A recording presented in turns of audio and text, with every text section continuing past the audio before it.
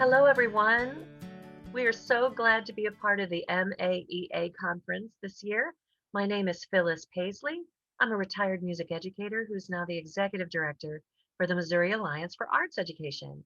And I'd like to have my co-host introduce herself. Thanks, Phyllis. My name's Maggie Pino. I'm coming to you from Belnor, Missouri. It's right across the street from the University of Missouri, St. Louis. I'm a retired art teacher, and I taught in Columbia, Missouri, Clayton, Missouri, and University City. And I'm on hiatus this past year from the University of Missouri, St. Louis, but still working with many of my former UMSL students who are now art teachers. Thanks, Phyllis. We are here today to help celebrate the artists across Missouri and those that are closer to home.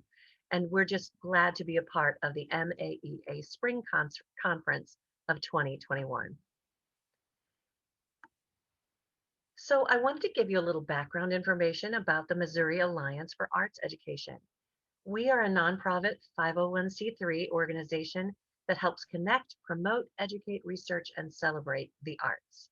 Basically, we do arts advocacy in pursuit of our mission to help every single child in Missouri, every student in Missouri benefit from a high quality fine arts education.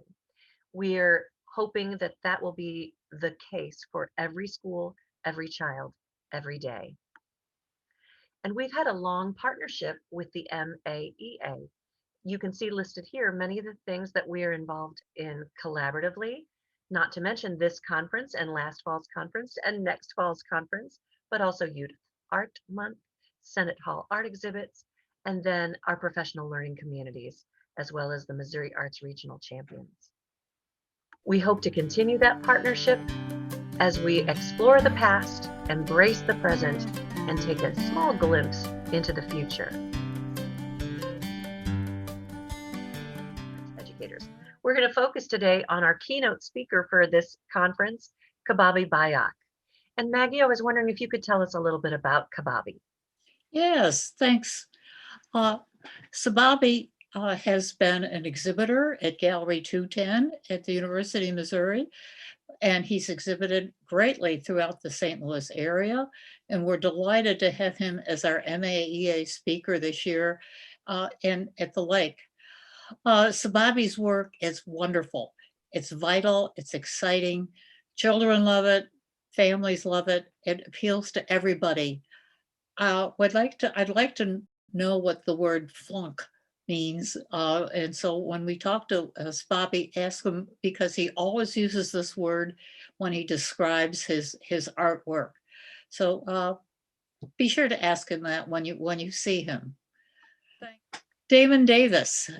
Damon and the next few artists are also former exhibitors at Gallery 210. And Damon recently did an exhibit and a residency with students at Logos schools. And he talked about his experiences as a student growing up in St. Louis, in the St. Louis area, going to St. Louis University, and then getting his work well known. He writes, he's a filmmaker, he's a designer, he's an actor. And recently, we've seen Damon on the PBS Sunday morning Canvas series, talking about his art, his advocacy, and his social contributions to the greater St. Louis area. This piece that it's Hands Up, and this was from a gallery show called Taking It to the Streets. And all of the next artists you'll see from Gallery 210 were in the Taking It to the Streets exhibit that happened in 2017. What a wonderful opportunity to showcase some of Missouri's brightest new artists. Oh, Tell us about Eileen Berman, please. yes, another Gallery 210 exhibitor. Eileen really talks to social justice causes, inequities, and everything that we're involved in our schools and communities. And Eileen designed a art room on wheels. And many teachers said, okay, I do art by the cart. Eileen. How can I make this work in my school? Well, Eileen actually makes it happen in her North St. Louis neighborhoods, and children come and actually make hands-on projects. She hasn't done this recently, of course, due to the pandemic, but she's done it for the past 4 years in different schools and different neighborhood organizations, and it's been highly successful. Learning more about the actual contents of the cart and how she does what she does, I can see that, especially since we are still in this pandemic time, looking at healthy and safe opportunities, taking art outside, literally art outside, that's an intriguing notion. Yes, Eileen teaches at St. Louis University, and I would thoroughly enjoy taking her class. So Maggie, what can you tell us about, is it Basil or Basil Kincaid? Basil. Yes, and Basil is another St. Louis artist, born and raised in East St. Louis, and attended St. Louis University. And now he's a fourth generation quilt maker. Has done workshops, given workshops at Gee's Bend quilt makers, and his family, his auntie, his mother, his grandmother, all attend his workshops and really do a whole family sharing session when he shares with us. He did the Gates exhibit in 2018, Is that and the one that was in Forest Park that was a series of outdoor sculptures? it was there, but and then that we moved the show to gallery. It was in Gallery 210. It was primarily fibers and found objects. And we were fortunate to receive a grant from the Missouri Compact Grant System through the university to bring students from Ferguson Florissant School District to meet and work with Basil. And then he went out in the Ferguson schools, especially McClure North, and worked with students in their fibers classes. So it was a thoroughly enjoyable experience for the students and for the teachers. What a great opportunity for those students to interact with an artist like that. Right, was. Well, I wanted to share another artist that deals in textiles with the group today. Um, E. Lewis, art by E. Lewis. She is an amazing and dynamic storyteller, and she tells stories not only with her person, but with her art. And I've got several links there that you can learn more about her art. And I believe even on the next page, yes, I've got a link to, it's pretty long. It's 65 minutes long, but she did a walkthrough of her exhibit at the bunker and then spoke about each piece, the inspiration for the piece or the fabric that was used in the piece. And I was only going to watch for a little minute and I ended up watching for over an hour. I'm like, ah, this is so engaging. She is a great storyteller. And there's some examples of the quilting like work, the piece work that she does in creating her artistic storytelling as well as her human verbal storytelling. So we're going to move on to Anna Maria von Poole. Now, I had never heard of her before. Maggie, what can you tell us about Anna Maria von Poole? Well, actually, I never heard of her before I attended an exhibit over at the Missouri Historical History Museum on famous artists who really were movers and shakers in Missouri. And I wanted to include an artist from the earlier periods of art in Missouri. You can see when she did this painting was done in about 1821. And she traveled around the state and she was very intrigued by Native Americans, the Creole workers on the riverfront. She did prominent people, she did the common everyday people. She has a huge portfolio that's available at the Missouri History Museum. And as you can see, she's best known for she did mostly watercolors and sketching and drawing for clothing styles, for fashion magazines. And she was very much into what's the latest of the moment. This was long before the invention of the camera. So it's a very historical, significant piece of history that we should all know about and share with our students. Thank you, Maggie.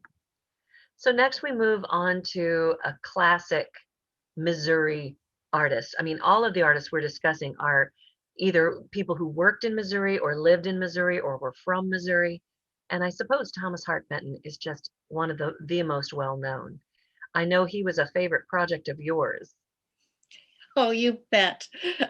Uh, in 1970s, the early 1970s, I was teaching in Columbia, Missouri. And the superintendent at the time, Dr. Robert Shaw, came to me and he said, Maggie, he said, Thomas Hart Benton is going to be coming to the Capitol to work on some of his paintings on the mural. And apparently they were done with egg tempera.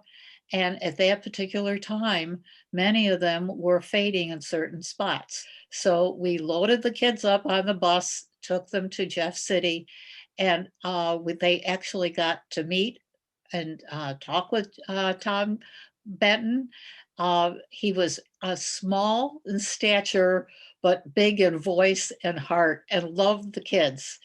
And he explained and showed us how he made many of his human figures in clay, and actually modeled some of the clay figures and showed them, and then showed us how he actually painted from these models. But it was a real treat for me, and definitely memorable. I love hearing you tell that story, and I especially love it because I discovered the video that is housed on this particular page. Really encourage all of our listeners to take a look at that mural because it describes exactly what you were talking about. It's footage that was taken of Thomas Hart Benton as he is preparing his sketch, looking at his space, and then taking it from a small cartoon into clay, and then into a larger cartoon, and then finally into the larger mural space. So it's 10 minutes long and it's well worth a look. Next, we move on to another favorite son of Missouri, George Caleb Bingham. What would you like to share with our audience about George Caleb Bingham, Maggie? Well, there are many real Binghams at the Nelson Art Gallery and in the St. Louis Art Museum. And when you go to the museum, take time to do your research about the very life, because he was an artist, he was a soldier, he was a politician, and he has the moniker of he's the Missouri artist. And somebody was looking at this print and they said, oh my heavens, he's usually waving a red handkerchief. Well, actually, there are about six uh, views of the scene of the Jolly, as it's called, and this is just one of the versions that's available of at the St. Louis Art Museum. Bingham, and he produced many drawings, portraits, and landscapes. So he not only did riverboat scenes, but he was very, very versatile. So here we have Alan Crite. Now, this is a new name to me, Maggie, and I loved hearing about the connection between Alan Crite and the famous architect William B. Ittner, who designed so many of our famous buildings in the St. Louis area, particularly a lot of our schools, the Scottish Rite Cathedral, and other buildings. So, what can Right. you tell us about Alan Crite?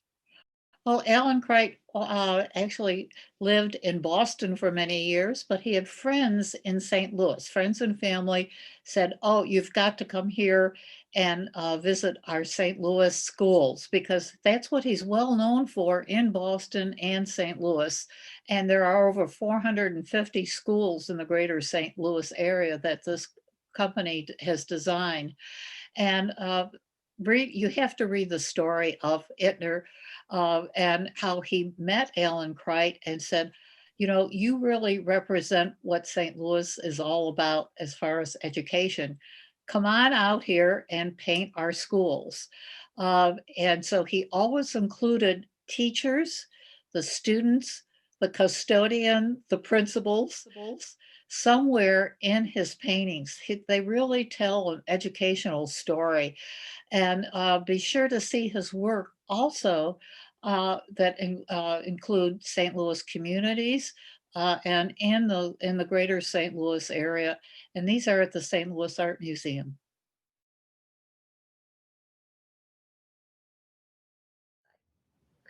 So that brings us to the Nelson Atkins Museum of Art. We are so, so grateful to Bonnie Thomas, who is our museum chair for MAEA.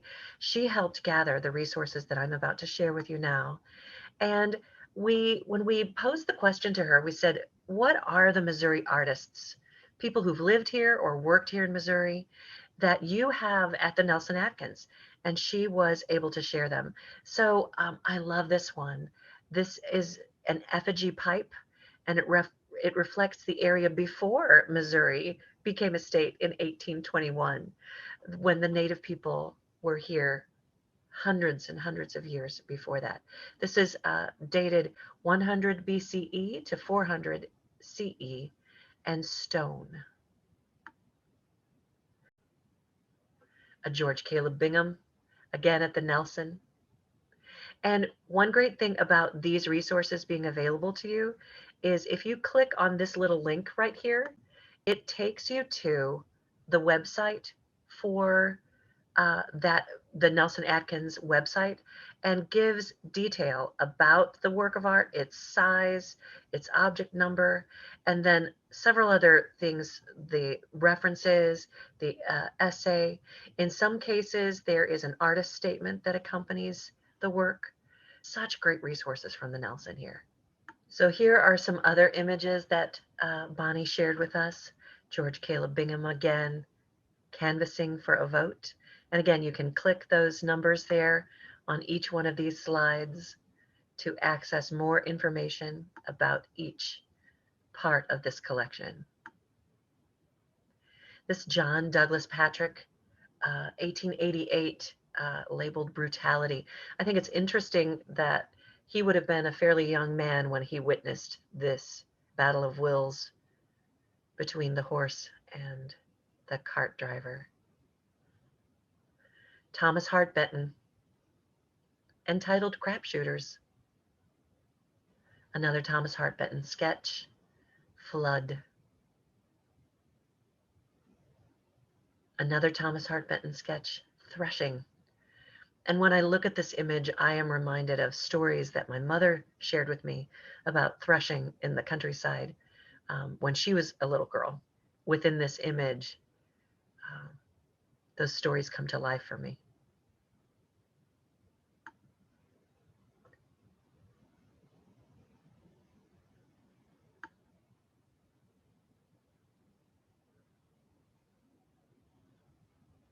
The sky is so compelling in this lithograph.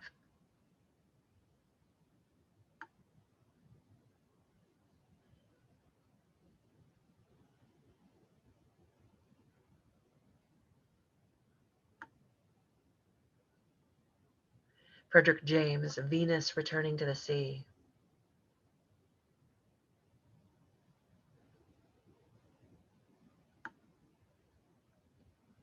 Donald Judd, Large Stack, 1968. So as you can see, the Nelson has quite a range of Missouri art and artists. The line and the shadow in this is just amazing. Iceland Surge, Rita Blitt. Billy Morrow Jackson, Until Tomorrow. I always think of this as such an incredible opportunity for arts integration, trying to help the students make sense of all that they might be seeing. And what story is this telling?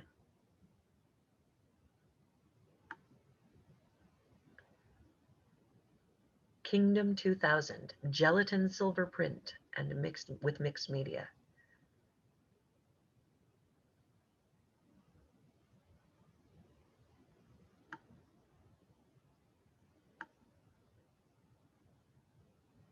the Glass Labyrinth,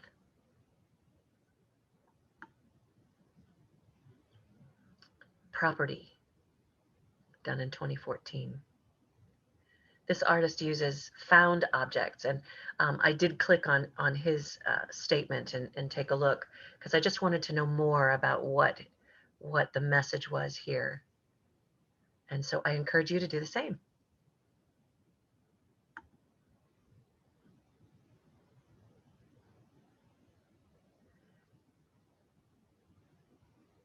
Miguel Rivera.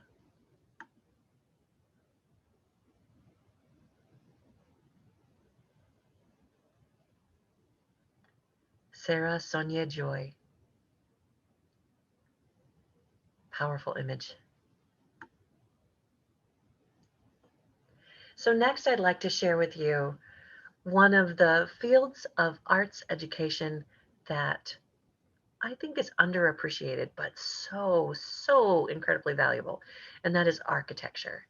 And as you will read, if you click the link here on this slide, the person who developed this top 10 devised it to be provocative in that maybe there is a hidden gem of architecture in your region that should have made the top 10. And that is the hope that you will maybe discover a discrepancy and that you will become excited about helping others know about this little gem of architecture that's in your corner of Missouri. It not only helps celebrate the bicentennial and brings a focused awareness to your town, but is also fun. So the top 10, according to this article: Country Club Plaza in Kansas City, the St. Louis Gateway Arch, of course, in St. Louis, the Rogers Theater Building in Poplar Bluff. It's one of the things I liked about this particular entity because I could find my top 10. I live in St. Louis. I could find my top 10 in St. Louis, just in St. Louis, because there's so many amazing buildings there. But there are amazing buildings across our state, including this one in Poplar Bluff. The Missouri State Capitol in Jefferson City. We're going to talk about this a little bit more in depth. Of course, stunning architecture, so beautifully painted and decorated inside. So worth a visit for its art alone. This little video of 30 seconds, I'm going to see if it plays well, that you can see stately images of the Capitol. It plays host to politics and rhetoric, but many don't realize the hidden treasures to be found in Missouri's state capitol. Beautiful and majestic murals, tapestries, stained glass, and fountains. The history of the Show Me State can be found in artwork uniquely created for its hallowed halls. Join us as we explore these one-of-a-kind pieces. Stately Images, the public art of Missouri's state capitol. So I love that little 30-second snippet that you get from this video that just shows you all of the wonderful surfaces that were used to be the canvas for art. There are several other resources here on this link that I would love to draw your attention to.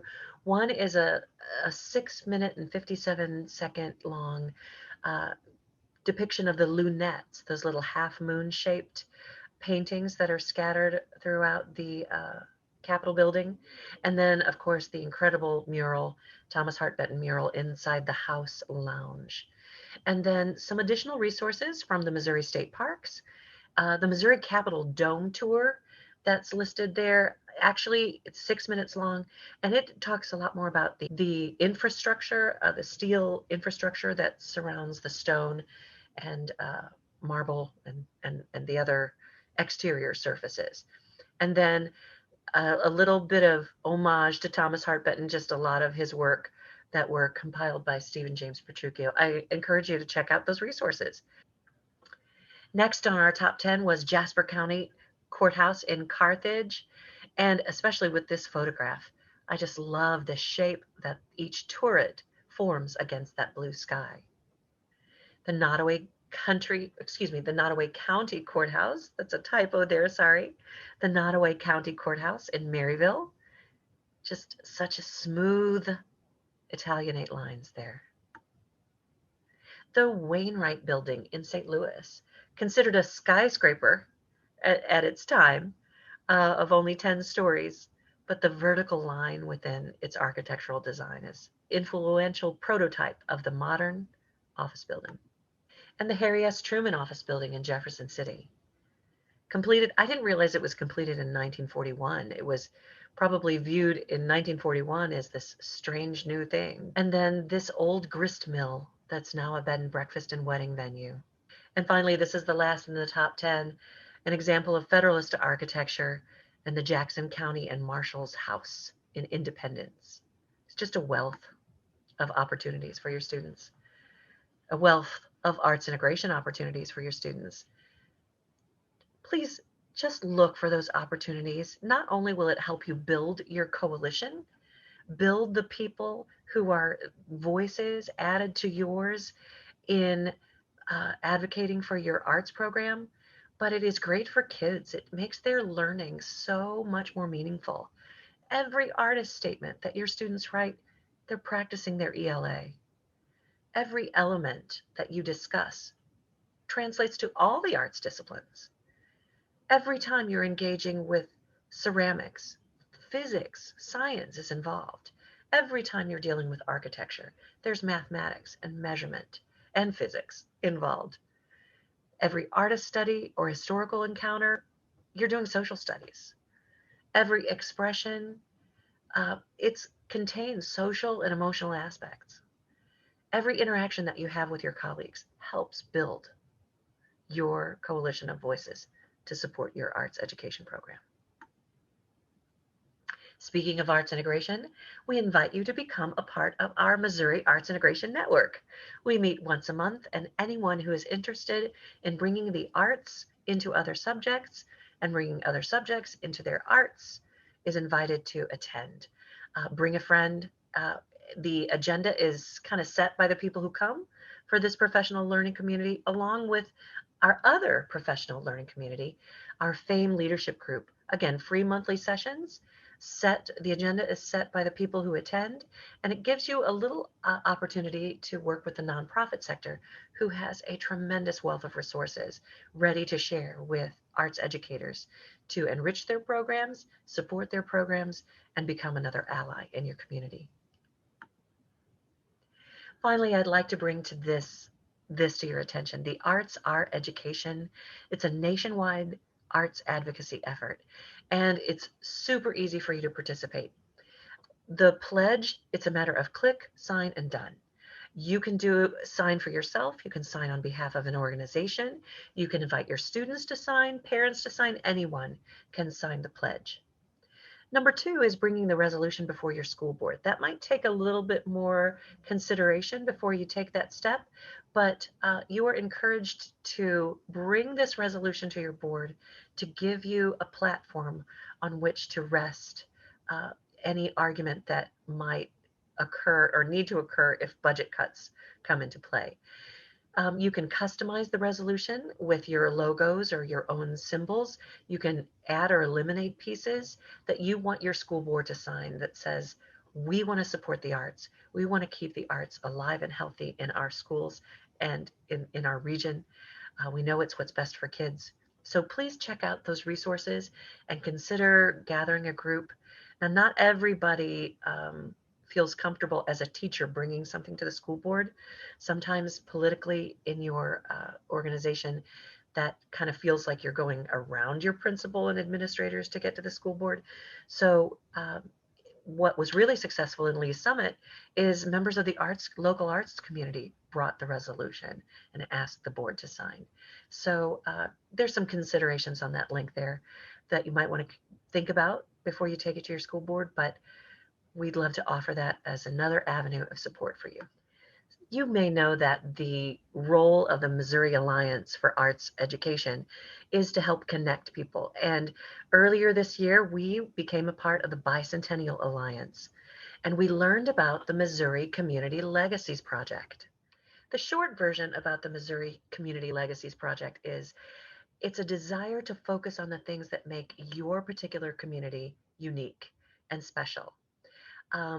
If you wanted to submit a project for the Legacies program, it needed to be something that was present in the past that is still around. It couldn't be a building that was torn down, but showing that change over time or prominence. For example, there may be a local movie theater that has been changed into a different kind of retail business. Um, and so you would show how it has changed from the architectural vision of the beginning to the current reality of the present.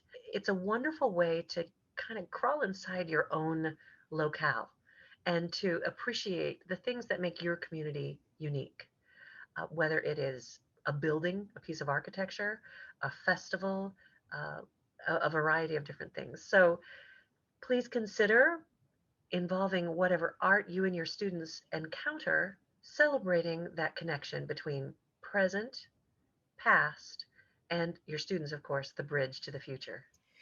We are visiting the State Historical Society of Missouri website, and they have an incredible digital collection from aerial photographs, as you can see, the African American experience in Missouri, an art collection, Civil War, editorial cartoons. And although it's easy to get lost in here, I want to draw your attention to just a couple. And first is the art collection. They have over 12,000 works of art in a variety of media, from, let's say, the work of Fred Geary to Thomas Hart Benton to George Caleb Bingham, among others, pencil, ink sketches. There's all of the illustrations for Tom Sawyer and Huckleberry Finn that Thomas Hart Benton did. In addition to this are editorial cartoons. When you choose to use editorial cartoons as a teaching tool, not only are there wonderful opportunities for arts education in terms of use of line and use of texture in drawing, but you're always going to encounter a political message as well that reflects a time and a place. This image from 1918, at the time of World War I, you see weighing the balance of the German crown versus all of the people and all of the lives that are spilling out. So using this would allow you to see shading and detail and message, but you would probably need to do a little history lesson at the same time. Finally, I'd like to bring your attention to the photographs collection. There are dozens of images from a variety of you name it. Let's look at bridges. Bridges across the state of Missouri in various times, construction of the Veterans Bridge, the MLK Bridge today, showing engineering, showing construction, showing mathematics, showing art, architecture, artistry. There is just a wealth of images. You can search by county. Let's say you wanted something from Jackson County. It will group the images of berry picking in Jackson County in 1914 and allow you to look at clothing, to look at line within the photograph, to look at expressions, to look at form and structure. Just a wealth of resources literally at your fingertips, at your students' fingertips. You can get lost looking through. There's so much to see here at the State Historical Society of Missouri. But what more wonderful way to help your students make a connection from today to yesterday, from the present to the past, than through examining these through a lens of arts education.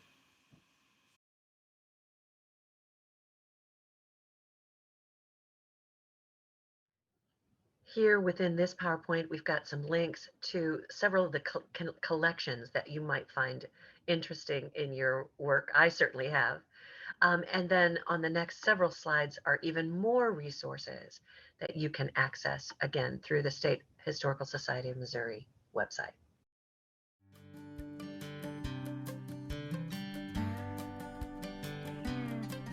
Many of us have visited the best of Missouri hands. During the pandemic, we miss seeing these great Missouri artists. They're true treasures. You can meet, greet, buy their work, talk to them about their work so that when you're wearing it or showing it to your students, you can actually show real artwork made by artists from our communities. But today I'm just going to point out to you in the members area, they have over 300 juried members of the artist community here in Missouri. And you can see that their work encompasses a variety of media. So if you are searching for a particular contemporary artist, Missouri artist, this is one great place to find active artists. Another area I wanted to just bring to your attention are the corporate and gallery members of Best of Missouri Hands. And this group, again, might just be an incredible resource as yet untapped to reinforce the messages that you would like your larger community to know about the value of your arts education program. There may be local arts organizations that are not part of this particular group that also might stimulate your thinking. So Maggie, what can you tell us? What are your best tips for involving arts educators and their students in celebrating our bicentennial and celebrating Missouri artists? These are a few tips that I've used and when I taught special events in Missouri history. And I especially used it with the fourth grade. Most fourth grade students study Missouri history in their curriculum. And I know we always went on a trip to the Capitol every March or April. And so in getting them ready to study about Missouri history, number one, I started small. I gave them some human interest stories about Missouri artists and about places in Missouri, such as Neosho, where Thomas Hart Benton was born and raised, around the historical little town, river town, Arrow Rock. So start small and let it grow naturally. Start with what you know, and if you take a road trip to one of these towns, take plenty of pictures and record what you see. I also, when I was in University City, the superintendent came to me and he said, Maggie, he said, could you do some banners and signs for a tax levy that's coming up in the near future? And I said, I'd love to do something like that, but I'd like to do more. And so what we did is we actually put little booklets together. One was I live in University City, and that was for the lower grades. And the upper grades got stories of University City where famous poets, Maya Angelou came and visited us, different poets, writers, and we talked about the significance of history in University City, which was the site of the World's Fair. And so now's the time to write it down, get it together, and put it in a booklet. If anybody wants a copy of the booklet that shows how to celebrate your town or your city, I'd be glad to share one. When I was teaching in Clayton, I did the same thing. The Rotary always came to me and they wanted table decorations for the Rotary Club. And, that's okay, but I really wanted to do more and something more meaningful. So I put together the booklet and I took shots of downtown Clayton. I used historical pictures of founders of Clayton and the town and the city and movers and shakers in the greater Clayton area, since it is the county seat. And I put this together in a booklet for the Rotary, and the Rotary won a national award that year for community involvement. So I was really glad to help them do this. So now's the time to do things like this. I know our teachers are naturally, we collect materials, but now's the time to really start and to celebrate the bicentennial. Thank you, Maggie. I also noticed that there were opportunities for reaching out to that community, like your example with the superintendent coming to you to ask for University City, but the Rotary Club asking for their things. What can you help guide us with in terms of networking with local people? I found frequently, went to school board meetings. I attended family events. I went to PTO meetings. You have to build student and family interest in the arts. It just doesn't happen, and you have to be there and be seen and have a voice. And in my classes, I really tried to build student interest in the history. We had a museum day where we all dressed up as famous historical figures from Missouri history. And it's fun, it's interesting, and it makes learning a lot more interesting than just reading it from a book or looking at a video. You want to have students really honor the voices that they're reading about, and uh, establish ownership in the projects. And I went to community organizations, food banks, clubs, um, parent meetings, and they're always willing to share. I would come into the art room and would find these bits and pieces of empty boxes and milk cartons and things like this, and old Halloween costumes. I said, and I didn't know exactly where it came from, but it was from parents just dropping stuff off to be used for later on. One parent gave me 1,000 mailing tubes when I did the Missouri poster project that I did for MAEA. So you never know when they're willing to share. When we were preparing this presentation, I enjoyed hearing that because here you had fallen in love with Thomas Hart Benton's work after such an incredible personal experience with him, and having your students be able to access the artist. Then you developed the President's Project posters. And if you would like a copy of one of those posters, we have a few left. And please reach out to me, director@moaae.org. We're trying to put those in the hands where they can be most useful. But then that parent's windfall of the mailing tubes saved a lot of money for the organization to help get those posters into the hands of the arts educators across the state. So that is so cool. Did you want to mention anything else about that book we talked about Thomas Hart Benton? Only Sure. the Rivers Are Peaceful? Uh, if you're going to do a poster project or any project with artwork, be sure to get the permission for to reproduce it. And I had to contact the Benton family estate. I had to get their written permission for MAEA and for my school district to do this project. I could not have done the project without Gary Codner and Peggy Neiman. They were two Merrimack parents who were very, very helpful.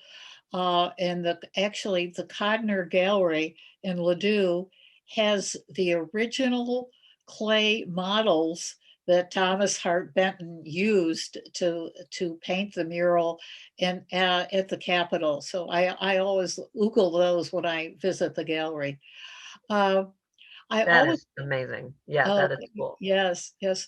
If you need a resource, there's a wonderful book called Only the Rivers Are Peaceful. And it's kind of a tongue-in-cheek look looking at the artwork of Thomas Hart Benton. And it's by Bob Pretty. And those people who are from the Jeff City area will recognize the name.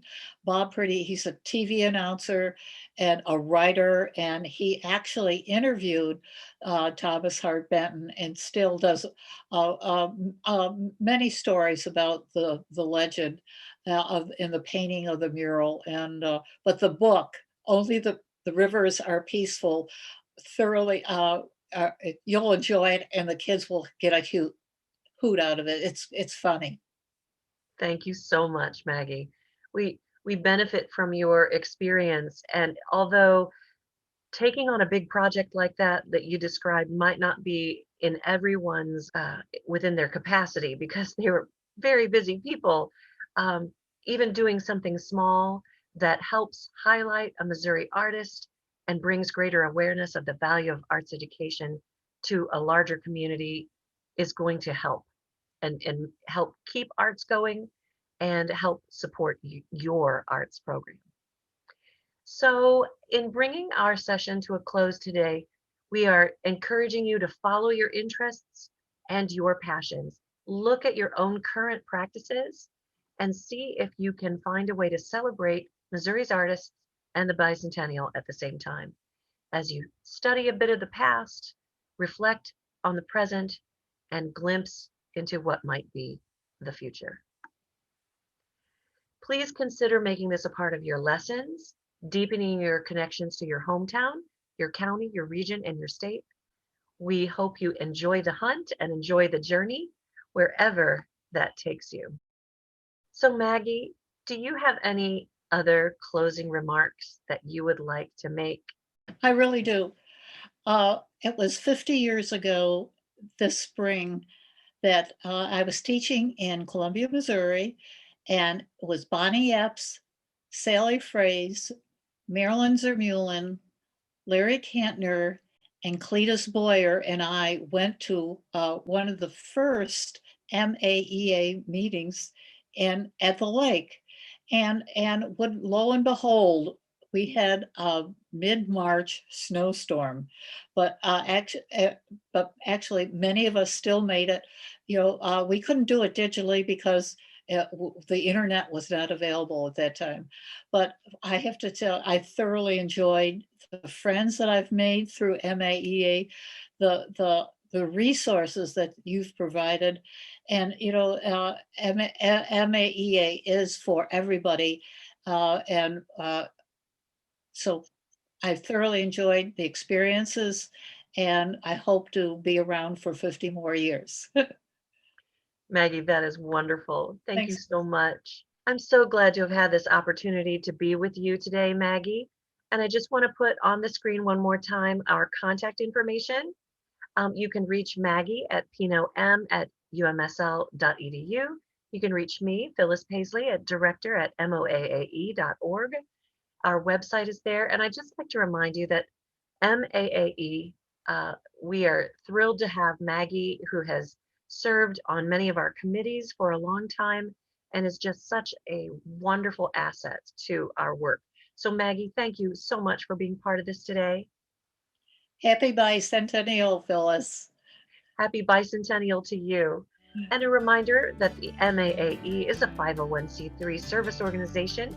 Your tax-deductible contributions are always welcome. Please consider making a contribution today. Happy bicentennial celebration, everyone, and thanks for being with us. Bye.